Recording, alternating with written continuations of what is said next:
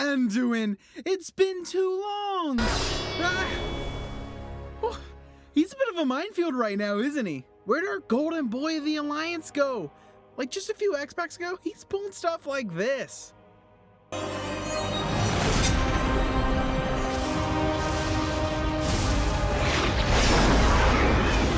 And now he's more like this. Not to mention, he's just been MIA for all of Dragonflight, with the SI-7 only just now being able to locate him after he vanished at the end of Shadowlands. But I don't think this being the time he's being reintroduced is a coincidence. Because as we all know, the next expansion is called the War Within. And while that has the obvious meaning of the War Within Azeroth, since it takes place entirely underground, just real quick, let's look at the main cast of this expansion. Anduin, Illyria, Thrall, kind of an odd bunch, don't you think? I don't think this is the trio we ended up with by accident. I believe that each of these characters are notable for their unresolved inner turmoil, and War Within has a double meaning. Not just refer to the literal war, but the complex emotional situations of our heroes. This video is part of a 3-part series. We're going to dig into each of our main characters and look at how they ended up here, and where they just may end up going. First on the chopping block is everyone's favorite blonde prince that isn't Arthas, Anduin Wrynn. While Anduin's story goes all the way back to Classic, we're going to start our story today at Legion, when the position of High King was suddenly thrust upon Anduin after his dad, Varian Wrynn, was killed on the Broken Shore. As an important point of context though, while Varian's last letter to Anduin assured him that his father was proud of him, for most of his life, Anduin was seen as a soft-hearted runt. And this inability to be the warrior type his dad wanted out of his son weighed heavily on Anduin. He believed himself to be a failure in the eyes of his dad, and this makes him a majority of his pre-Legion lore. I say this because while the lion's share of people around Anduin believed he would be more than capable of leading the kingdom during the war, Anduin himself was full of doubt. Anduin wasn't the warrior king, taking down demons like there's no tomorrow. No, he was always the diplomat, the one who bridged divides.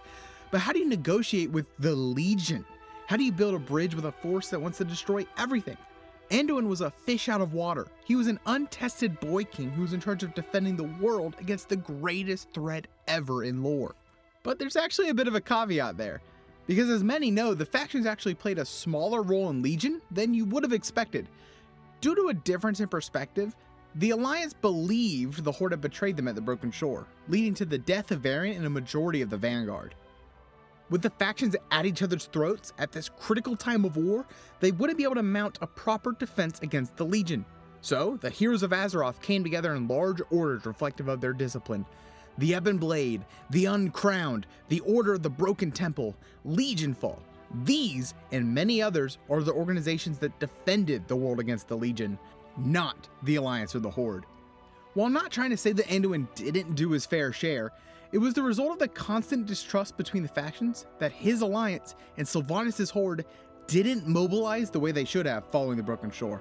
Heck, mere miles from the main portal of the invasion, Gan Greymane would escalate the conflict as much as he could against Sylvanas. Anduin wanted to keep tabs on the Forsaken fleet, but Gan went in there with the full intent to start a fight.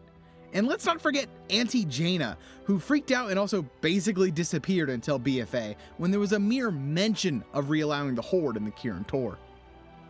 Anduin had spent a majority of his life building peace between the factions, calling some of the Horde leaders, such as Bane, true friends.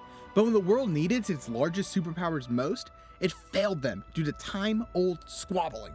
We need to take a step back and imagine the frustration this would have on Anduin, as it's going to play a significant role in his character moving forward. Speaking of moving forward though, it looks like the Legion was defeated. Yay! But Sargeras stabbed the planet. Oh no. But there's this funky new mineral called Azerite, and it does cool stuff. What kind of stuff? Well, no one's actually entirely sure, but it has to be important, so we're going to war over it. That's not entirely accurate though, as there was a lot of bad blood between the Alliance and Horde already, especially due to the actions of Sylvanas.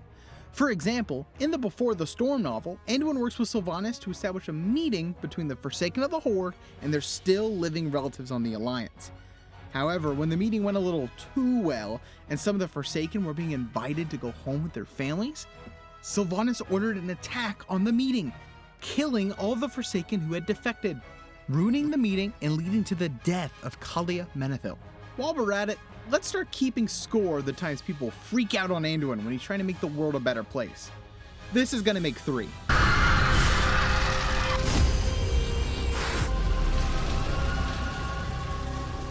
Thrall's balls, Sylvanas just essentially wiped out a majority of the Night Elves, and probably the biggest war crime in Warcraft history. And that's no small feat. Like there was this one time Sylvanas killed a bunch of civilians. Oh wait, yeah, you know about that one. But it's okay, Anduin's gonna strike a counteroffensive and bring the fight to Sylvanas in Undercity.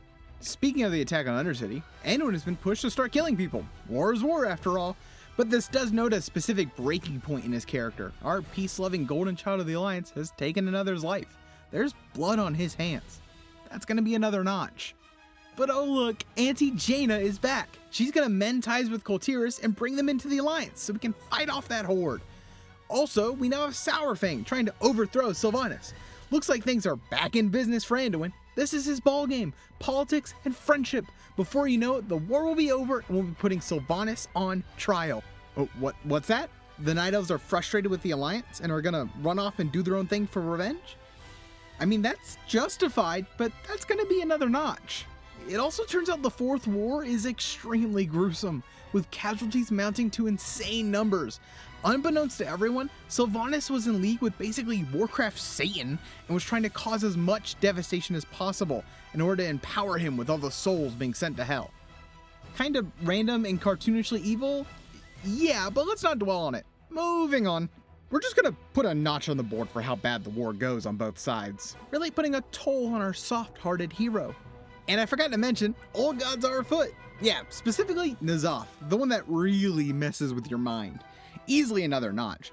Nothing direct, but that's gotta have an effect on him. At least Rathian is back, his good old friend from his time in Pandaria, who was also indirectly responsible for killing his dad.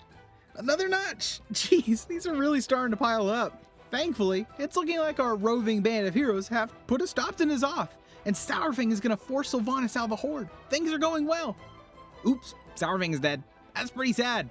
It's also another notch. But hey, at least Anduin can rest easy now. N'Zoth is probably dead for good, and the war is over. I mean, Sylvanas is missing, but I'm sure we'll track her down any moment and bring her to justice.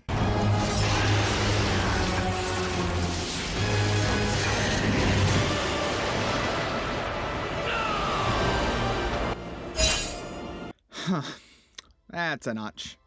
Turns out after losing the war, Sylvanas was ready to meet up with Daddy Jailer and put their plans in motion. Thankfully, the player character is right on their heels and managed to rescue a lot of captured folks. Well, except Anduin. Before we dig into Shadowlands though, I want to take a quick moment to thank you all. My first 2 videos ever have done way better than I ever could have imagined. And it's a dream come true to get to make Warcraft videos and have people watch. As part of that, I've created a free Discord that I've linked in the description. I would love to chat with you all and share previews of upcoming videos. That's enough for me though. Let's get back to everyone's favorite expansion, Shadowlands. Anduin is still locked up, and the jailer has plans for him. After some honestly very entertaining bickering between Sylvanas and Anduin, Charlemagne, Anduin's sword, would be converted into Kingsmorn, a Morn blade that would place Anduin under his control. Now, you might be expecting to put another notch, but we're not going to. I'll explain later. Anduin is now on the other side of the fight, helping the jailer against his will. He'd go toe-to-toe with the heroes of Azeroth, including Bane, Jaina, Thrall, and others. But our impeccable track record comes in clutch again, and we break Anduin free of his control. Awesome! Now we can have our perfect king again. Well, not actually though, as something seems off. Anduin is guilty? It's not entirely clear why though, because he was just under mind control. Why can't he just get over it and go back to being a goody two-shoes, instead of throwing his hood up and going MIA? That's where all these notches come in. These aren't the tally of reasons Anduin ended up being the way he did. It's all the reasons that a small part of him was complicit in being mind-controlled. And that haunts Anduin. Let's watch the Anduin epilogue in Shadowlands and take a deeper look into it. It is perilous to confuse what you are made to do with what you choose to do. How can I not when it all blurs together? It was so horrific and exhilarating. And it sickens me to think that satisfaction may have been mine. That's a very specific choice of words there. Satisfaction. Not fury, not anger, satisfaction. The mounting frustrations with those around him finally broke through while he was under the jailer's control. A part of him enjoyed letting go and lashing out at those around him. We too often forget that while Anduin is known being weak compared to his father, we don't take into proper consideration the strength required to be the peacemaker that he is. Taking the time to work through these deep divides on Azeroth takes a special kind of mental fortitude that only Anduin seems to have. But everyone just keeps testing him. Rathian kinda killed his dad, Jaina abandoned him right when he became king, Genna is fighting Sylvanas when the Legion is at their doorstep, the Night Elves abandoned him in the Fourth War, Sylvanas does everything in her power to try and break him. It all just starts to wear him down. Anduin has built himself onto a pedestal. He is the Golden Lion, the High King, the Great Uniter. And for the briefest moments while under the jailer's control, he fell from that pedestal and finally let it all go, lashing out at his loved ones that made everything so hard for him. Now we can see why Anduin is so disturbed following the events of Shadowlands. There was a part of him, however small, that went along with the jailer, and that terrifies him. Anduin knows he's not the person he thought he was. He can feel that inkling at the back of his mind, that part of him that is just as ruthless and hungry for war as those before him. That's the War Within Anduin. He believes the perception of those around him is a total lie. They're all willing to brush away his actions while under the jailer, chalk it up to mind control, but Anduin knows that's not the entire truth. That's why he ran away. He needs time to figure out who he truly is. So what can we expect to see from Anduin in the War Within? Well, there's a couple paths I can feasibly see him going down. An interesting one is that I think the Arathi of Hollowfall could show Anduin a new version of the light, with which he can reform back to his holy ways, with a greater appreciation of the light and his place within it. But in the Shadows Rising book, we also see Anduin tap partly into the void, and I think we could see Anduin's inner turmoil become fuel for an access to a new side of his power, the Shadow. With Illyria at his side, perhaps Anduin digs deeper into this side of him. It also feels worth mentioning the potential future showcased in the Anduin comic that released before Legion, with a grizzled old Anduin leading the Army of the Light in the final Battle of the Void. While that's a far way out, it could inform these crucial next steps for the character.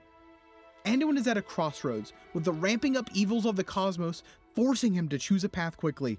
With these years of storytelling and build-up, I believe Anduin has everything he needs to tell one of the best stories in Warcraft history, and I can't wait to see it play out.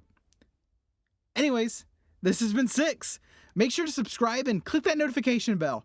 I'll see you guys next time.